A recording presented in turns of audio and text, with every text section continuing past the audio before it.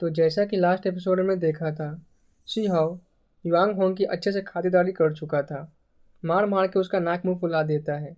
अब आगे इधर युआंग होंग शिवा से मार खा खा के उसका एक्सप्रेशन अभी के लिए काफ़ी अगली हो जाता है। तो वहीं इधर शी हाओ अब एक शॉर्ट रेडिनेस लीज करता है ताकि वो युआंग होंग को फिनिश कर सके। पर इतने में ही फिफ्थ एल्डर उसे रोकते हुए एकेडमी से बाहर फेंक देने को बोलते हैं। फिलहाल शिवा भी एल्डर की बातों को टाल नहीं सकता था। वो चाहता तो था कि वांग होंग को फिनिश कर दे, पर वो उसे फिलहाल एकेडमी के बाहर कचरे की तरह उठाकर फेंक देता है। इधर सारे के सारे डिसाइपल ये देख सब दंग रह जाते हैं। वहीं वांग होंग, उसका तो शक्ल देखने लायक होता है। वो फिलहाल काफ़ी टाइम बाद अपनी थोड़ी बहुत इंजरी हील कर पाया था और वो एकेडमी को एक हेटर वाला लुक देते हुए बोलता है, शी हाओ, मैं तुम्हें अब दिखाऊंगा तुमने कितनी बड़ी गलती कर दी है। और वो अपने मन में बोलता है, जल्दी से जाकर एकेडमी का एनवॉय यहाँ पर डिसाइपल चूज करने आने वाला है। मुझे जाकर उसे जल्दी से मिलना होगा। ये बोलते ही युवांग होंग यहाँ से चला जाता है। इधर हमें एकेडमी में दिखाया जाता है। फिलहाल जो सारे डिसाइपल थे अपने अपने कल्टिवेशन से बाहर आ जाते हैं। वहीं पूरे एकेडमी में ये न्यूज़ फैल चुकी थी कि हुआंग ने युवान किंग के बेटे को पीटा है। इधर हमें अब शिहो और उसके दोस्तों को दिखाया जाता है। वो सब अब एक लेक के साइड होते हैं। फिलहाल यहाँ पर डिस्कस कर रहे होते हैं रियल्म टॉम के बारे में, क्योंकि अब एल्डर उन्हें रियल्म टॉम लेकर जाने वाले हैं इमॉर्टल सीट के लिए। वहीं वो लिटिल किलिंग रियल्म टॉम को सुन के उसके बारे में बताती है कि उसने पहले भी रियल्म टॉम के बारे में सुन रखा है। वो प्लेस काफ़ी डेंजरस है, पर वहाँ पर नेचुरल लक भी उसके अकॉर्डिंग ही है। वो बताती है जैसे कि बहुत टाइम पहले किसी को वहाँ पे रियल कॉस्मोस इमॉर्टल सीड मिली थी और इवन वहाँ पे वर्ल्ड ट्री भी मौजूद है। ऐसा कुछ र्यूमर्स है, पर रियम टॉम के इनर डेप्थ रीजन इतनी ज़्यादा टेरिफाइंग है कि आज तक कोई वहाँ पे मतलब नहीं जानता कि आखिर वहाँ है क्या क्या मिस्ट्री है उसकी। इवन वहाँ पे कई सारे एक्सपर्ट तो मारे भी गए हैं जो कभी लौट के भी नहीं आए, जैसे कि ओरिजिन एंशियंट माइंड, वो भी एक एंशियंट रिमेन्स है जो इवन इमॉर्टल एंशियंट इरा से भी पहले से बिलोंग करती है। वहीं इधर सीजो और बाकी सब रियम टॉम जाने वाले हैं। तो कावेंजिंग और बाकी सब जो प्रेडिक्टेबल मेथड को कंप्लेंट कर रहे हैं, वो सब एंसेस्ट्रल कीव, जो भी वो भी एक तरह का प्रीशियस रिमेन्स है। और वहाँ पे उन्हें डिवाइन कोर जो था वो मिल सकता था, जो उनके रिबर्थ प्रोसेस में काफ़ी हेल्प करेगी। और अगर वो सारे डिसाइपल इस रिबर्थ प्रोसेस को सक्सेसफुली कल्टिवेट कर पाते हैं, तो उनके लिए बिल्कुल एक लाइफ चेंजिंग वाला जो था वो मोमेंट होने वाला है। और जो आए कि उनकी जर्नी है वो काफ़ी स्मूथ होने वाली है। इधर सिहाव और बाकी सब जो अपने लिए अब इमॉर्टल सीट ढूंढने वाले थे। फिलहाल यहाँ पे चांदनी रात होती है और सारे लोग आपस में ड्रिंक करते हुए डिस्कस कर रहे होते हैं। तभी हमें एक सुंदर लेडी को दिखाया जाता है जो यहीं पे अपीयर होती है एक ब्लैक ड्रेस में, पर उसकी वाइट जेड लाइक स्किन काफ़ी स्मूथ होती है और मून लाइट में और भी ज़्यादा मतलब निखर कर आ रही थी। ये कोई और नहीं बल्कि विच होती है। वैसे वो यहाँ आने से पहले ही स्माइल कर चुकी थी, मतलब एक हंसने की मुस्कुराहट वाली आवाज़ आती है और उसी की आवाज़ को सुन फिलहाल जो सभी का ध्यान था उसी की तरफ जाता है। फिलहाल यहाँ पे आते ही जो शीजा होता है उसके लिए एक वाइन कप रेडी कर उसे सर्व करता है। बोलता है, मुझे लगा था शायद तुम अपने ओल्ड फ्रेंड से मिलने भी नहीं आ पाओगी। ये सुन विच बोलती है, मैं नहीं आती, पर मुझसे रहा नहीं गया, और वैसे भी तुम्हारे बगल में जो लिटिल गर्ल है शायद वह मुझे यहाँ वेलकम नहीं करना चाहती।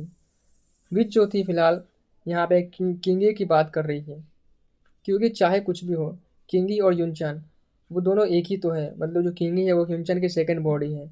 और आपको तो पता ही है गाइस कि जो युनचान और विच है उसके बीच में मतलब 36 का आंकड़ा रहता है। इस कारण भी किंगी जो होती है वो थोड़ा विच को पसंद नहीं करती थी। तभी जो ड्रैगन गर्ल होती है सबको शांत करते हुए ड्रिंक एंजॉय करने को बोलती है। वो बोलती है कि यार आखिर हम सब यहाँ पर फ्रेंड्स ही तो हैं, और वो माहौल को शांत करने का ट्राई कर रही थी। तभी जो विच होती है वो क्राफ्टी स्माइल के साथ किंगी के मतलब बेली एरिया को देख बोलती है, अरे उसका क्या हुआ जो तुम्हारे पास था? क्या तुमने ऑलरेडी उसे जन्म दे दिया है? फिलहाल ये सुन ना सिर्फ सीहाओ, किंगी, इवन सारे के सारे एकदम से स्टंट हो जाते हैं। वहीं यार सभी के मुंह से जो ड्रिंक था वो भी एकदम से बाहर फिक जाता है और सभी खांसते हुए किंगी की तरफ देखते हैं, खासकर उसके बेली एरिया को। ये देख तो यार लिटिल रैबिट वो तो और भी ज़्यादा मतलब नॉटी होती है और वो अपनी आंखें बड़ी बड़ी करते हुए बोलती है, डर से किंगी, क्या है आपके पास और आपने मुझे बताया नहीं? इधर वही किंगी, उसका तो फेस एकदम से लालम लाल हो गया था और विच को इतने गुस्से में देख रही होती है। तभी जो विच थी वो फर्दर बोलती है, सिस्टर किंगी, ऐसा मुझे क्या घूर रही हो? मेरे कारण ही तो आज तुम अपने स्वीट लवर से मिल पाई हो और अच्छे टाइम स्पेंड कर रही हो। और क्या तुम्हें मतलब उस बच्चे को और क्या तुमने उस बच्चे को ऑलरेडी जन्म दे दिया है? कहाँ कहाँ है वो? मुझे दिखाई क्यों नहीं दे रहा? फिलहाल ये सुन तो अब सब समझ जाते हैं कि विच क्या बोल रही है, और सभी यार एकदम से स्तब्ध और शॉकिंग वे में सिंह और किन्ही को घूरते हैं। वहीं किन्हाओ, वो तो बोलता है, बिग ब्रदर, आपका एक चाइल्ड भी है, आपने मुझे बताया नहीं। और यार यहाँ पे काफ़ी मतलब फनी सा और काफ़ी एकदम से ऑकवर्ड सिचुएशन क्रिएट हो जाता है। और जो फिलहाल किन्हाओ था वो सिंह को फर्दर बोलता है, आप उसे यहाँ पे क्यों लेकर आए? आपको पता है मदर और फादर आपको काफ़ी मिस करते हैं, और अगर आप उनको अपने चाइल्ड को उनके पास छोड़ के आते तो उन्हें कितना अच्छा लगता। कम से कम वो अपने पोते के साथ खुश तो रहते। इधर सिंह का भी जो एक्सप्रेशन था काफ़ी स्टन्ड होता है। वैसे उसे पता था कि यार जो इमॉर्टल एंशियंट में जो कांड हुआ था किंगी युनचेन और उसके बीच, मतलब उसे फिलहाल उतना डाउट पहले तो नहीं था, बट उसे लगा था कि मतलब कुछ ऐसा हो सकता है, क्योंकि गज पता ही है आपको वहाँ पे हुआ क्या था। मतलब अपना जो गाय सिंह था वो कुछ ज़्यादा ही मतलब मूड में आ गया था। खैर यार क्या ही बोलूँ मैं। वहीं यार उसको भी नहीं लगा था कि किंगी जो थी वो सच में प्रेग्नेंट हो गई होगी और उसका एक बच्चा भी होगा। वहीं सिंह शौक में बोलता है, क्या मेरा एक बच्चा भी है? वहीं इधर किंगी, उसका तो गुस्सा एकदम सातवें आसमान पे होता है। साथ ही यार उसे इतना शर्म और ऑकवर्ड फील हो रहा था, वो सीधा खड़ा होकर मानो यहाँ से अभी चली जाए, और वो पहले सिंह को मतलब पिटाई करती है उसकी, क्योंकि यार जो सिंह था वैसे तो काफ़ी चालाक बनता फिरता था, पर यार अभी इस सिचुएशन में वो ऐसा बिहेव कर रहा होता है। ये देख किंग उसे और पिटाई मतलब पीटने लग जाती है। वही सिंह भी थोड़ा सा मतलब कैजुअली बोलता है, अरे यार बस करो, मुझे कितना मारोगी, मैंने क्या किया है? वहीं यार उसे पीटने के बाद जो किंगी होती है अभी इसकी तरफ देखती है। वहीं इधर काविन सिंह और चैंगोंगयान वो तो यार सिंह को कॉन्ग्रेचुलेट करने लगते हैं। इवन जो चैंगोंगयान था वो तो यार गिफ्ट ढूंढ रहा होता है उसके बच्चे के लिए। फिलहाल किंगी, उसका तो एक्सप्रेशन देखने लायक होता है। उसे इतना मतलब गुस्सा, इतना ऑकवर्ड और इतना शर्म आ रहा था। हालांकि यार ऐसा कुछ था नहीं, पर विच के बातों से ऑलरेडी यहाँ पे जो था सभी को ऐसा लग रहा था। यहाँ तक कि सिंह भी शौक में होता है कि क्या सच में उसका बच्चा है, क्योंकि यार अभी तक, क्योंकि जो भी हुआ था उसे अच्छे से याद था। सिंह सोचता है कि यार यह पॉसिबिलिटी भी हो सकती है। वो ऐसा मतलब मन में सोच रहा था। ये सब देख जो यार यहाँ का माहौल था काफ़ी फ़नी और काफ़ी चीयरफुल हो गया था। सभी का मूड जो था वो पहले से काफ़ी हल्का हो गया था। लेकिन जो किन्हाओ था यार उसका एक्सप्रेशन अभी भी बिल्कुल मतलब मानो भौकलाया सा होता है। और उससे सिंह था वो जाकर जाकर उसे एक टपड़ी मारते हुए बोलता है, बेवकूफ़, ये तुम क्या सोच रहे हो? किन्हा में थोड़ा सा मतलब अपना सर को ऐसे सहलाते हुए गुस्से में बोलता है, बिग ब्रदर, आप मुझे क्यों हिट कर रहे हो? वहीं उधर यार उस चांदनी रात में किंगी और विच दोनों फाइट करने लग जाती है। दोनों यार बिल्कुल गॉडेस के समान लग रही थी, एक वाइट और एक ब्लैक, मानो आपस में दो गॉडेस खेल रही हूँ। इनका माहौल जो था यार काफ़ी मतलब यहाँ का जो सिचुएशन था चीयरफुल हो गया था, और सभी का जो मूड था पहले से काफ़ी अच्छा हो गया था। फिर एक आवाज़ आती है, और यार ये एक वार्निंग साइन होता है। एक्चुअली में जो यार एकेडमी का जो गार्जियन एंसेस्ट्रल ट्री होता है, जो मतलब एक तरह का बोलो तो यार गार्ड टाइप का, एक एंशिएंट आयरन ब्लड ट्री होता है जो एकेडमी को गार्ड करता है। वो उसी ने मतलब अभी एक तरह का जो था वो वार्निंग साइन जो था पूरे एकेडमी में मतलब ऐसा फैला दिया था। तो जो फिलहाल पूरी एकेडमी होती है वो काफ़ी सतर्क हो जाती है। जो सारे डिसाइपल होते हैं और एल्डर्स भी एक एक कर फिलहाल बाहर आते हैं। आसमान में ऐसे करते हुए बहुत से एल्डर अपीयर होते हैं, और यहाँ पे दिखाया जाता है कि कोई अननोन क्रिएचर एकेडमी में घुस गया है। फिलहाल जो सारे डिसाइपल होते हैं सोच रहे थे कि यार आखिर कौन ही ऐसा है और किसकी इतनी हिम्मत जो एकेडमी में ऐसे घुस कर आया है। वहीं इधर आसमान में टोटल जो थे वो 8 एल्डर्स प्रकट होते हैं, और सबकी जो थी वो वेस्ट डायरेक्शन की ओर सब देख रहे होते हैं। शिवा भी यार वहाँ देखता है तो वहाँ से काफ़ी पावरफुल और एक सिनिस्टर टाइप का ऑरा आ रहा होता है। कुछ ही देर बाद हमें आसमान में एक काफ़ी बड़ा सा क्रिएचर दिखाया जाता है, जो कि यार बिल्कुल माउंटेन के जितना साइज में होगा, और उसकी पूरी बॉडी गोल्डन कलर की होती है। साथ ही उस क्रिएचर का जो था वो 3 सर होता है, और यार ये गोल्डन 3 हेडेड स्पाइडर किंग होता है। एक्चुअली में वो यहाँ पे अपने डिसेंडेंट का बदला लेने आया था, क्योंकि यार सिंह ने रिसेंटली इमॉर्टल बैटलफील्ड में उसके डिसेंडेंट को तो मारा था। यहाँ सभी लोग जो होते हैं वो गोल्डन स्पाइडर किंग को देख काफ़ी शौक में हो जाते हैं। वहीं जो वो गोल्डन स्पाइडर था आते हुए ही मतलब उसके हाथों में एक गोल्डन स्पीयर जो था वो अपीयर होता है, और साथ ही में बोलता है, कौन है, कौन है जिसने मेरे डिसेंडेंट को मारा है? और गाइस यहाँ पे जो गोल्डन स्पाइडर था अपने किसी फॉरेन लैंग्वेज में कुछ बोल रहा होता है, एंशिएंट लैंग्वेज में, जो कि यहाँ किसी को समझ नहीं आ रहा था। पर उसकी किलिंग इंटेंट और डिवाइन विल जो थी, उनसे सबको थोड़ा बहुत अंदाज़ा हो जाता है, और जो एल्डर थे वो समझ जाते हैं कि वो कहना क्या चाहता है, और वो सबको ये बता रहे होते हैं। साथ ही जो वो थ्री हेडेड स्पाइडर किंग था, उसकी रियल बॉडी भी इस वर्ल्ड में नहीं आई है। मतलब फ़िलहाल जो एल्डर होते हैं, वो जो थ्री हेडेड स्पाइडर किंग था जो बोल रहा था, उसको मतलब बाकी जो डिसाइपल थे उनको वो कन्वे कर रहे होते हैं, और वो बताते हैं कि फ़िलहाल जो ये थ्री हेडेड स्पाइडर किंग है, उसकी रियल बॉडी यहाँ पे अपीयर नहीं हुई है। ये बस एक वॉइड प्रोजेक्ट इमेज है। वही जो वॉइड होता है, वहाँ पे हमें एक एंशिएंट अल्टार दिखाया जाता है, जो कि यार एक पोर्टल का काम कर रही थी। और एंशिएंट एरा में यार इसी तरह के अल्टार जो थे, वो काफ़ी सारे थे, जिसके थ्रू जो फॉरेन क्रिएचर थे, वो उस जगह के वर्ल्ड में इंटर कर पाते थे। पर यार जो एल्डर होते हैं, वो बोलते हैं कि पिछले फाइट में, यानी पिछले एंशिएंट एरा में, जो सारे ऐसे अल्टार थे, उनको ढूंढ कर डिस्ट्रॉय कर दिया गया था। पर यार ये भी देख वो सब हैरान थे कि यार उन्हें भी नहीं लगा था कि अभी भी कुछ ऐसे अल्टार होंगे जो फिलहाल बचे होंगे, जो कि एनिमी वर्ल्ड में होंगे। उस ब्लैक मिस्ट में वो अल्टार काफ़ी शाइन कर रही थी, और वहाँ वर्ल्ड में एक डोर ओपन होता है, और वहाँ से कोई इंटर करता है, एक ह्यूमन टाइप क्रिएचर। अब वो मेल था या फीमेल, ये तो कोई कह नहीं सकता था, क्योंकि यार जो उसकी पूरी बॉडी थी, जो मतलब वो अपीयर हुआ था, उसके पूरे बॉडी पे एक डार्कनेस इमोर्टल गोल्ड से कवर्ड थी। मतलब जो उसकी पूरी बॉडी थी, वहाँ पे एक आर्मर था जो कि पूरी की पूरी डार्कनेस इमोर्टल गोल्ड से बनी होती है। इवन उसका फेस भी जो था वो कवर होता है, बस उसकी दोनों आंखों को छोड़कर वही दिखाई दे रही होती है। यार उस डार्कनेस इमोर्टल गोल्ड आर्मर को देख काफ़ी सरप्राइज और स्पीचलेस हो जाते हैं, क्योंकि यार इस जैसा इमोर्टल गोल्ड काफ़ी रेयर होता है। रेयर क्या, पूरे 9 हेवन और 10 अर्थ में यार काफ़ी कमी जो थी, वह इमोर्टल गोल्ड ही बची है। और वही जो फिलहाल अभी वो बंदा अपीयर हुआ था, उसकी तो पूरी की पूरी बॉडी में उस इमोर्टल गोल्ड की एक आर्मर ही बनाकर मतलब उसने पहन रखा है। फिलहाल वो आते ही अपने दोनों हाथों को आसमान की तरफ मतलब करता है, ऐसा कुछ मूवमेंट करता है कैजुअल सा, और ऐसा देख के लग रहा था मानो वो कुछ अटैक करने का प्रिपरेशन कर रहा हो। पर यार जो शिवा के वर्ल्ड की नेचुरल लॉ होती है, वो उसके पावर को रिजेक्ट करने लग जाती है। कि जो बंदा था वो फिलहाल फुल्ली जो था वो शिवा के वर्ल्ड में अपीयर नहीं हुआ था। तभी जो एक एल्डर होते हैं, वो जो बंदा फिलहाल यहाँ पे अपीयर हुआ था डार्कनेस इमोर्टल आर्मर वाला, वो उसे पूछते हैं कि तुम फिलहाल फॉरेनर्स को द्वारा भेजे गए दूत हो, तो बताओ आखिर तुम यहाँ पे क्यों आए हो, तुम्हारी मोटिव क्या है। तो वही जो वो ह्यूमनॉइड मतलब फिगर होता है, जो कि उस डोर से चलकर एकेडमी की तरफ सीधा आ रहा होता है। तो सभी यार ये देख काफ़ी शौक हो आते हैं, क्योंकि यार जो वर्ल्ड में जो इमेज थी three golden thread spider gang की, वो तो उसकी यार एक पोजिशन इमेज थी। पर यार जो बंदा फिलहाल उस पोर्टल से आया था, वो उसकी रियल बॉडी थी। मतलब वो जो बंदा था, वो लिटरली जो रियल वर्ल्ड में इंटर कर चुका था। सभी इस बात से काफ़ी हैरान और शौक होते हैं। वही जो बाकी एल्डर थे, अब उस बंदे की मतलब इंस्पेक्शन करने लग जाते हैं।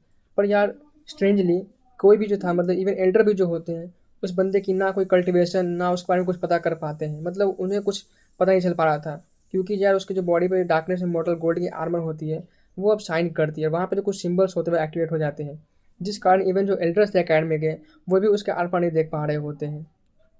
ये देख जो यार एल्डर थे, वो भी काफ़ी ज़्यादा सरप्राइज और शॉक हो जाते हैं। इधर अब एक एल्डर थे, वो बोलते हैं, आखिर तुम यहाँ पे क्या करने आए हो? क्या तुम हमारे वर्ल्ड से अभी के लिए जो इन्फॉर्मेशन है उसको कलेक्ट करने आए हो, ताकि तुम उसके लिए अपने वर्ल्ड में जाकर प्रिपरेशन कर सको? तो यार ये जो थ्री हेडेड स्पाइडर किंग होता है, वो बोलता है, तुम सब कुछ ज़्यादा ही सोच रहे हो। और यहाँ पे वो बोलता है कि तुम सबको हम एक लेटर देने आए हैं। तो फिलहाल वो लेटर जो था, मतलब एल्डर होते हैं, उस बंदे से वो लेटर देने को बोलते हैं। उधर जो वो आर्मर वाला बंदा होता है, वो उन्हें अब एल्डर्स को एक लेटर देता है। वही जो अब सारे एल्डर्स होते हैं, उस लेटर को पढ़ने लगते हैं, और उसे पढ़कर सारे के चेहरे पे काफ़ी गुस्सा वाला एक्सप्रेशन हो जाता है। बेसिकली यार उस पत्र में, यानी उस लेटर में, चीज़ों के वर्ल्ड के जितने भी लोग थे उनको सरेंडर करने को बोला गया था। वहीं इस बात पे जो फिफ्थ एल्डर एकदम से कोड वॉइस में हंसते हुए बोलते हैं, तुम लोग खुद को समझते क्या हो, और तुम हमें सरेंडर करने को बोल रहे हो? तुम लोग काफ़ी ज़्यादा बोल्ड और डेयरिंग हो। ये क्या लिखा है लास्ट में कि तुम हमें इमॉर्टल बनाने का मौका मिलेगा? क्या मजाक है। आज तो कोई पर्सन अनटाइम नहीं बन सकता है, ना बन पाया है। कोई भी जो है बंदा अपने रिइंकार्नेशन साइकिल के फेथ को उसे उसे डिफीट नहीं कर सकता, उससे वो बच नहीं सकता। सभी को एक न एक दिन मरना ही है, और इस और इनकार्नेशन में एंटर करना ही है। कोई उसे मतलब स्केप नहीं कर सकता, ना इवन हमारे सिस्टर भी उस साइकिल से बच पाए। तो यार ये सुनो, थ्री हेडेड स्पाइडर किंग होता है, बोलता है, मूर्ख कहीं के, तुम सब हमारी शरण में आ जाओ और सरेंडर कर दो। हमारा जो अनडाइंग बिंग है, वो अभी तक जिंदा है, और तुम सबको एक मौका देना चाहते हैं। इसे गवाओ मत। फिर वहीं फिलहाल फिफ्थ एल्डर के साथ अब सेकंड एल्डर भी काफ़ी गुस्से में उस स्पाइडर किंग को फटकारते हुए मतलब बोलते हैं।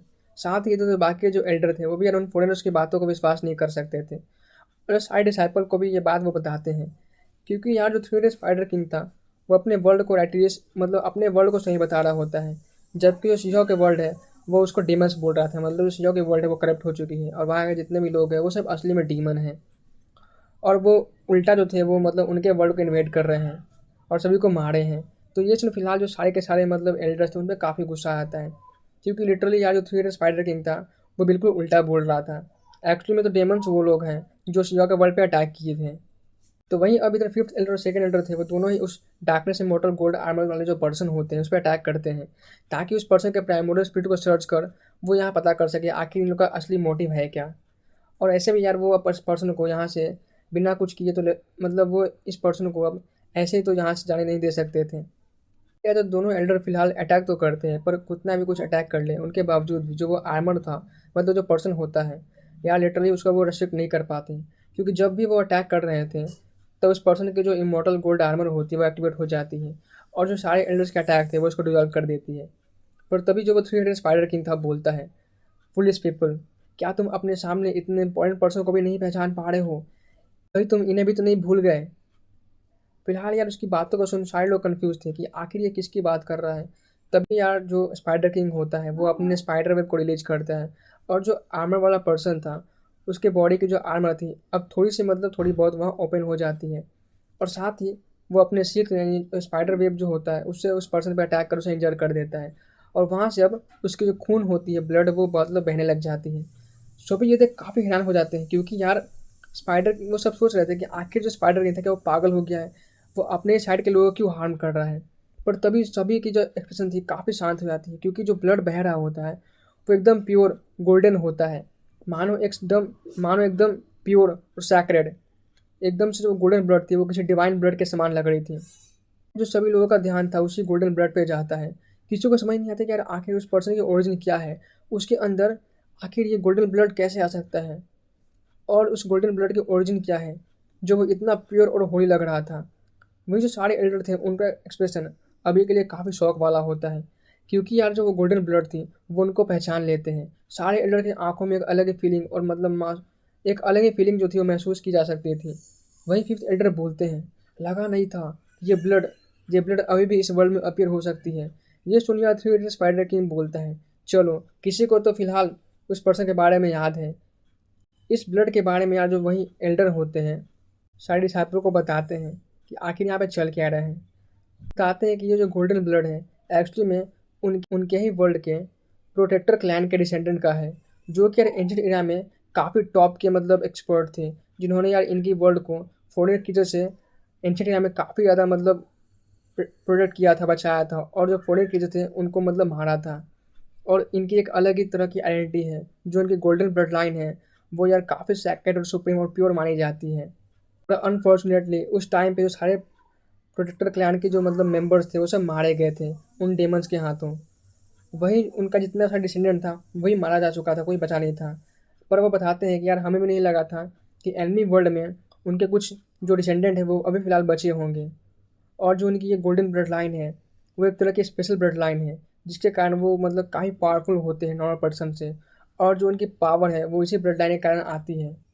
इधर अब जो ग्रेट एल्डर होते हैं यार वो भी ये देख अब शांत नहीं रह पाते हैं, और वो बोलते हैं मतलब अपनी वॉइस को ट्रांसमिट करते हुए बोलते हैं यहाँ पे कि तुम हमारे वर्ल्ड में क्या करने आए हो? हमारे वर्ल्ड का पर्यटक क्लैन ये तुम्हारे वर्ल्ड में क्या कर रहा है? आखिर ऐसा कैसे हो सकता है? तो यार फोर्थ एल्डर भी बोलते हैं कि आखिर तुम्हारी टेंशन क्या है? क्योंकि यार एल्डर्स भी अब पोइटर क्लैन के डिसेंडेंट को ऐसे ही एनिमी वर्ल्ड में रहने नहीं दे सकते थे, जबकि वो उनके सामने आ गया है। इधर जो थ्री हेडेड स्पाइडर किंग था वो रिप्लाई करता है, हमें तुम्हारे so cold golden divine blood पे रिसर्च किया है, और तुम जिस बात पे इतना मतलब कर रहे हो और तुम लोग को लगता है कि ये ब्लड इतना प्योर है, वो सब एक झूठ है, और तुम्हारी जो मतलब झूठी मूठी वो डिल्यूजन है आज मैं उसे क्लियर करने आया हूँ। जिस ब्लड को तुम इतना प्योर और डिवाइन मानते हो वो बस एक पर्दा है, वो बस एक झूठ है, उसका रियल ट्रूथ कुछ और ही है, और वो बिल्कुल इम्प्योर ब्लड है। वहीं यार ये सब सुन फिफ्थ एल्डर जब काफ़ी गुस्से में मतलब उस थ्री स्पाइडर को बोलते हैं कि आखिर तुम्हारी इंटेंशन क्या है, तुम यहाँ पे क्या करने आए हो, क्या साबित करना चाहते हो। क्योंकि यार बाकी जो एल्डर थे वो सोच रहे थे कि आखिर ये यहाँ पे उनके वर्ल्ड में प्रेडेटर क्लैन के मेंबर को ला कर करना क्या चाहता है, और क्या इसी कारण वो हमें सरेंडर करने को बोल रहे हैं, क्योंकि वो जानते हैं कि हम प्रेडेटर क्लैन के मेंबर को ख़त्म नहीं होने दे सकते। पर तभी थ्री इडियट्स पढ़ने की सभी को उस गोल्डन ब्लड पे ध्यान देने को बोलता है, और अब वो अपनी पावर से वॉइड में एक फर्नेस क्रिएट कर लेता है और उस गोल्डन ब्लड को रिफाइन करने लगता है। स्टार्टिंग में जो गोल्डन ब्लड थी वो काफ़ी स्ट्रगल करती है और इवन वो रिफाइन भी नहीं हो रही थी। साथ ही वहाँ पे उस ब्लड से काफ़ी सारा वाइटलिटी फोर्स रिलीज होता है। ये देखकर सभी काफ़ी शॉक हो जाते हैं, क्योंकि इस ब्लड की पावर सच में काफ़ी ज़्यादा टेरिफाइंग और मतलब काफ़ी अनबिलीवेबल था। पर तभी कुछ टाइम बाद जैसे जैसे थ्री हेडेड स्पाइडर किंग अपनी पावर से उस गोल्डन ब्लड को सप्रेस करता है, देन लास्टली जो वो गोल्डन ब्लड था उसका काफ़ी सारा पोर्शन जो था वो इवेपोरेट हो जाता है, बट कुछ जो पोर्शन होते हैं लास्ट में वो बच जाते हैं। और अचानक से जो प्योर गोल्डन ब्लड होता है अब एकदम से उसका कलर चेंज होता है और अब वो बिल्कुल प्योर ब्लैक कलर में चेंज हो जाता है, और वहाँ से एक काफ़ी सिनिस्टर वाली वाइब आने लग जाती है। फिलहाल यार ये देख, चाहे वो सारे डिसाइपल हो या एल्डर्स, सभी की आंखें सिकुड़ जाती हैं, खासकर एल्डर्स, क्योंकि यार उन्हें समझ नहीं आता कि यार आखिर ऐसा कैसे हो सकता है। वहीं थ्री हेडेड स्पाइडर किंग अब कोल्डली मतलब काफ़ी ज़्यादा एकदम से इविल स्माइल हंसते हुए बोलता है, देखा तुम लोगों ने, जिससे तुम अपना शिविर मानते हो, जिसने तुम्हारे वर्ल्ड को बचाया, पर उसकी जो ब्लड है वो प्योर नहीं है। तुम सब जितना समझते हो तुम्हारी वर्ल्ड उतनी ही कॉम्प्लेक्स है, तुम सब बस सच्चाई को छिपा रहे हो। ये पोर्टर क्लैन का डिसेंडेंट जिसे तुम सैक्रेड समझ रहे हो, वो रियल डेविल है। इनके ट्रू कलर आज तुम सबके सामने हैं। फिफ्थ एल्डर गुस्से में बोलते हैं, तुमने डेफिनेटली कुछ किया है, तुम बस हमें जानबूझकर अपनी बातों में उलझा रहे हो। इसमें बोलता है, मैंने बस इस ब्लड को सप्रेस किया और इसकी ट्रू कलर तुम्हारे सामने आ गई, तुम सब बस अनजान बनने का नाटक कर रहे हो। तो वहीं इधर जो सीजो था और बाकी जो थे वो भी काफ़ी हैरान होते हैं। तो यार सीजो को जो फिलहाल ये समझ नहीं आ रहा था कि आखिर सच क्या है, क्योंकि एंट्री एरा में जब फॉरनर किचर ने सीजो के वर्ल्ड को डिफीट कर ही दिए थे, तो एट द एंड वो लौट क्यों गए। और वो सोचता है कि कहीं सच में यहाँ को जो यहाँ की जो हिडन मिस्ट्री, यहाँ पे कोई हिडन मिस्ट्री तो नहीं जो सारे फॉरनर्स यहाँ से लौट गए, और अगर है तो क्या। फिलहाल किसी को सच के बारे में पता नहीं था। इधर एल्डर भी यार इस बात को मानने से इनकार कर देते हैं, क्योंकि ऐसे ही वो यार थ्री हेडेड स्पाइडर किंग की बातों का भरोसा नहीं कर सकते थे। फिलहाल जो थ्री हेडेड स्पाइडर किंग होता है अब वो हंसते हुए बोलता है, तुम सब चाहे जितना ही मना कर लो, ट्रूथ तुम सबके सामने एक दिन आ ही जाएगा। और अगर तुम्हें मेरी बातों को यकीन नहीं है तो अपने ओरिजिन एंशिएंट माइंड की बरियल अर्थ को खोद कर देखो, वहाँ से ही हमें ब्लैक ब्लड जो था वो ऑब्टेन हुआ था। तुम सबको भी सच्चाई के बारे में पता चलेगा और बहुत जल्द हम इस वर्ल्ड को पूरी तरह से इस बार कंट्रोल कर लेंगे। इस बार हम इस बार हमें कोई नहीं रोक सकता। तुम्हारी वर्ल्ड की जो मिस्टीरियस थिंग है और उनके पीछे जो लोग हैं वो भी नहीं। पर यार इतना बोलते ही जो वो स्पाइडर किंग था एकदम चुप हो जाता है, मानो यार जैसे वो किसी से डर रहा हो। और फिर यार उसके बाद जो स्पाइडर किंग था वो सबको बोलता है कि अगर तुम में से जो कोई भी फिलहाल आने वाले वॉर में मरना नहीं चाहता और अनडाइंग बनना चाहता है, तो हमारे ग्रेट वंस के शरण तुम हमारे ग्रेट वन के शरण में आ सकते हो। जब हम इस वर्ल्ड में फुल्ली डिसेंड करेंगे तो तुमसे हमारे ग्रेट वन की मूर्ति बनाकर उनके सामने बो कर सकते हो, उनकी पूजा कर सकते हो, तब शायद तुम्हें एक चांस मिल जाए। और यार इस बात से जब सारे के सारे एल्डर्स थे वो काफ़ी ज़्यादा मतलब गुस्सा हो जाते हैं, और अब वो 10 ड्रीम डायग्राम और साथ ही 9 फिनिक्स फर्नेस को एक्टिवेट करते हैं, और जो थ्री डे स्पाइडर किंग था उसको मतलब यहाँ से मतलब भगा देते हैं, क्योंकि इस बात से अकेडमी के जो कई सारे डिसाइपल थे उन पर काफ़ी नेगेटिव इफेक्ट पड़ सकता था। इवन कई सारे एल्डर तो अब रिग्रेट कर रहे होते कि यार आखिर वो थ्री हेडेड स्पाइडर किंग से प्राइवेट में क्यों नहीं डिस्कस किए, क्योंकि यार इसके कारण जो मतलब उनके डिसाइपल थे उन पर काफ़ी बुरा असर हो सकता है, उनकी मोरल भी डाउन हो सकती है। वहीं इधर जाते जाते जो थ्री हेडेड स्पाइडर किंग होता है वो सबको बोलता है कि मेरी तरफ से ये तुम्हारे लिए गिफ्ट है, अपने इस पोर्टर क्लैन के मेंबर को सर्च करो और तब तुम्हें शायद रियल सच्चाई के बारे में पता चल जाए। यह कहते हुए अब वो इस वर्ल्ड से गायब हो जाता है। वहीं सेकेंड एल्डर ऑर्डर देते हुए और वो उस पोर्टर क्लैन के मेंबर को मतलब अपने साथ ले जाते हैं इन्वेस्टिगेशन के लिए।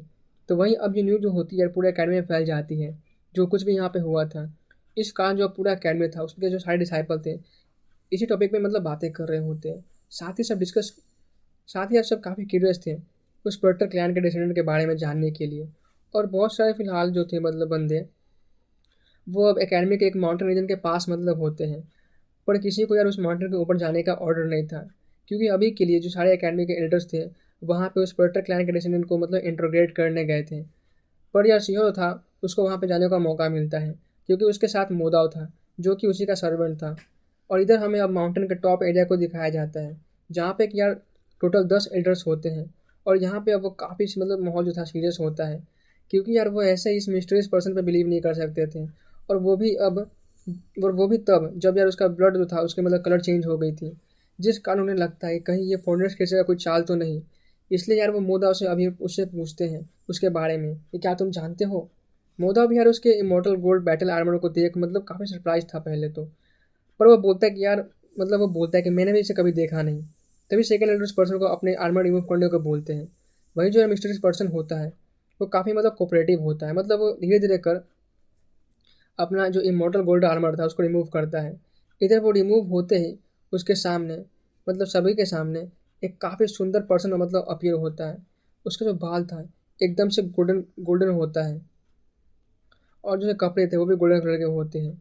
शिवा भी यार उसे मतलब देख एक टाइम पर स्टन रह जाता है।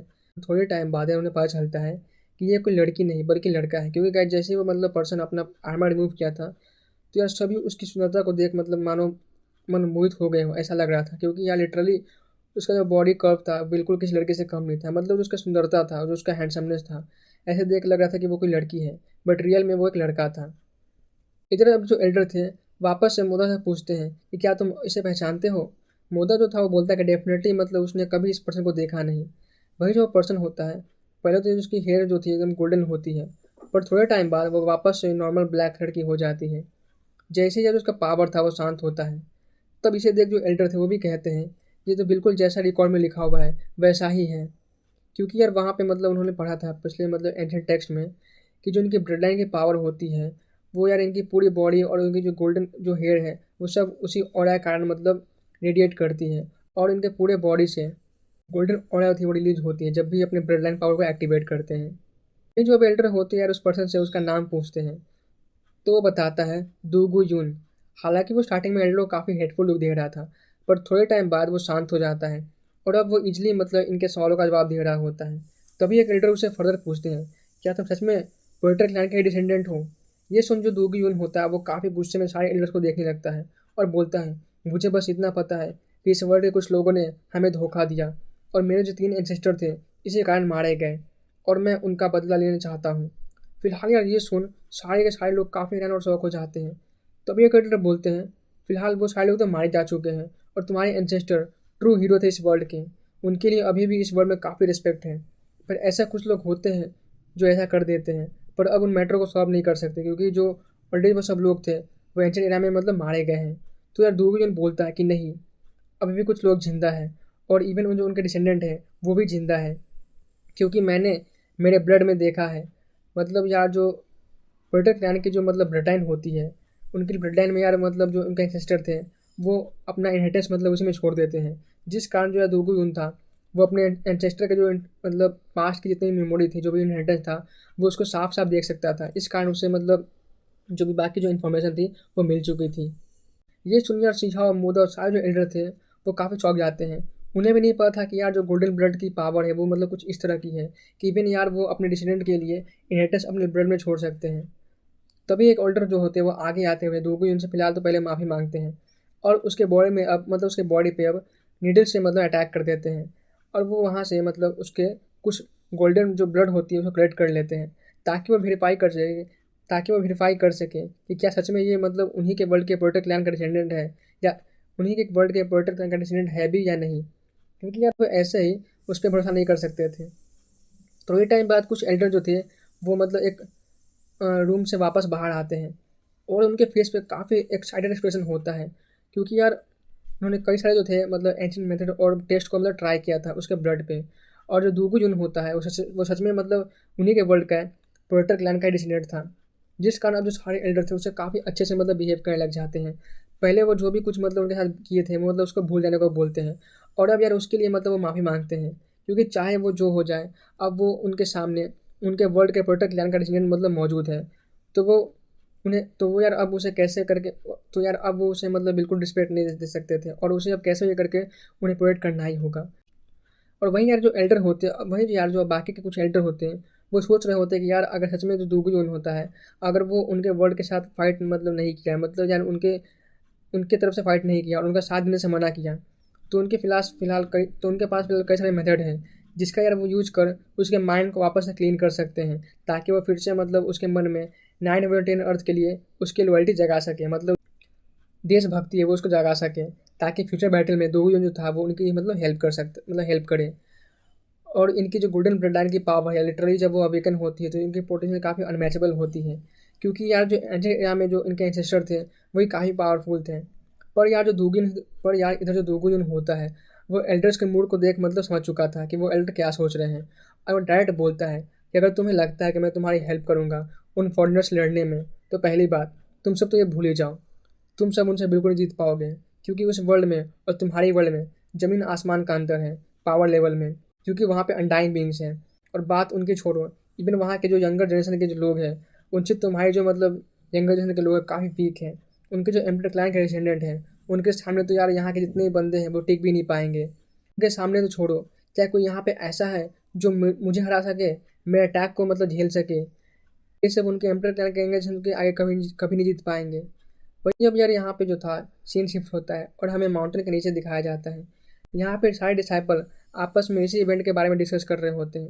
यहाँ पे बहुत से लोगों में से यार मतलब ऐसे कुछ लोग थे जिनको डाउट था कि क्या सच में जो बंदा था वो पोएटर क्लैन का डिसीडेंट है। ज़्यादातर जो डिसाइपल होते हैं वो यार मतलब वो यार उनको लगता है कि कहीं ये कोई डेफिनेटली एनिमी की न्यू चाल तो नहीं है, उनकी कोई कॉन्स्पिरेसी हो सकती है।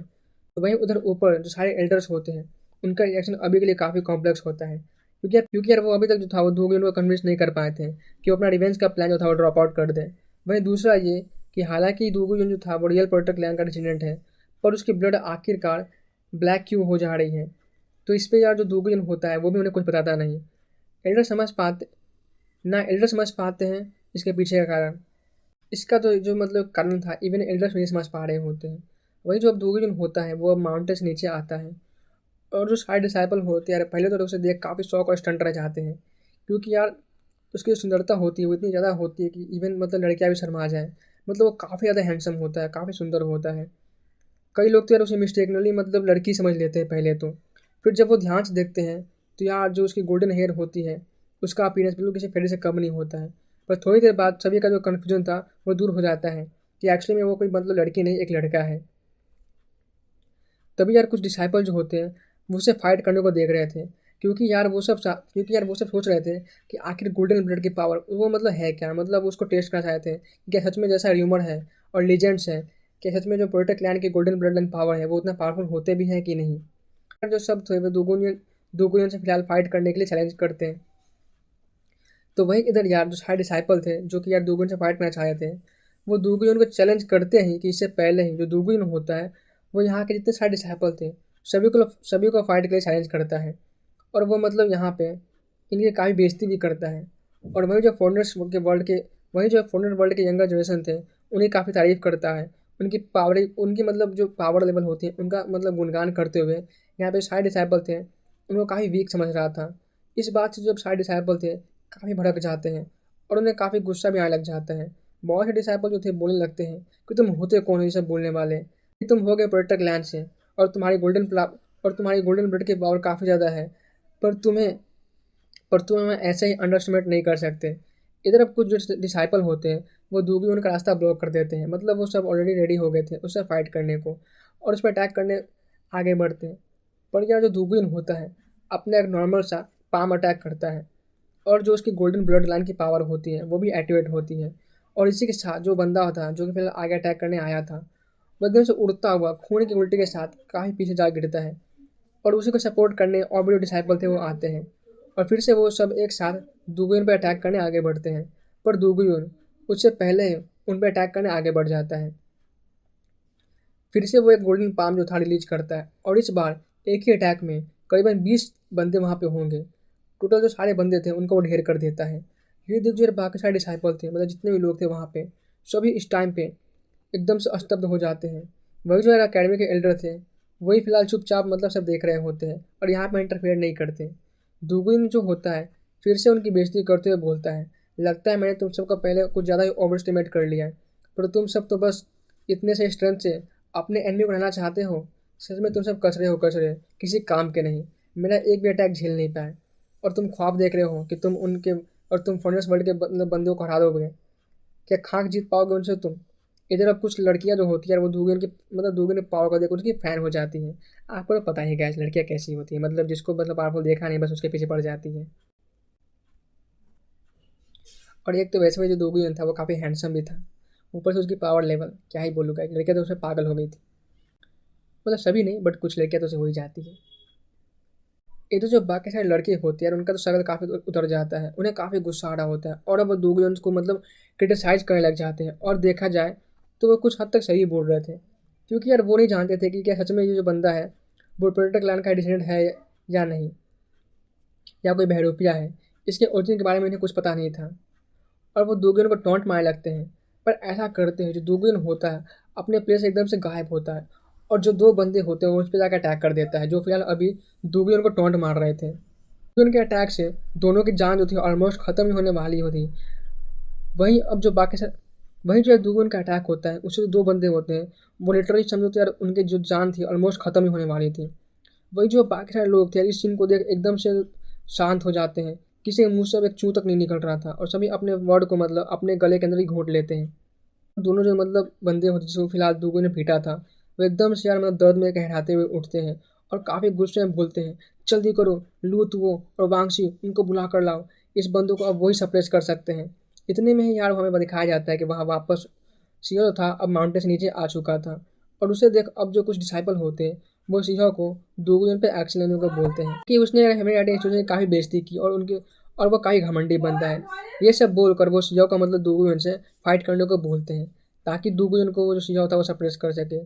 तो वही जो सिंह था पहले तो यार ये सुन सीधा बोलता है, क्या बकवास कर रहे हो, एल्डर ने ऑलरेडी वेरीफाई कर दिया है कि वो पोएटिक लैंड का ही डिसेंडेंट है। फिलहाल जो यार सिंह था वो इस बंदे से फिलहाल जो गाइस अपना सीजा होता है उसको फिलहाल इस बंदे से कुछ उतना खास फर्क नहीं पड़ता था, ना उसके प्रति उसे कुछ किलिंगटन फील होता है।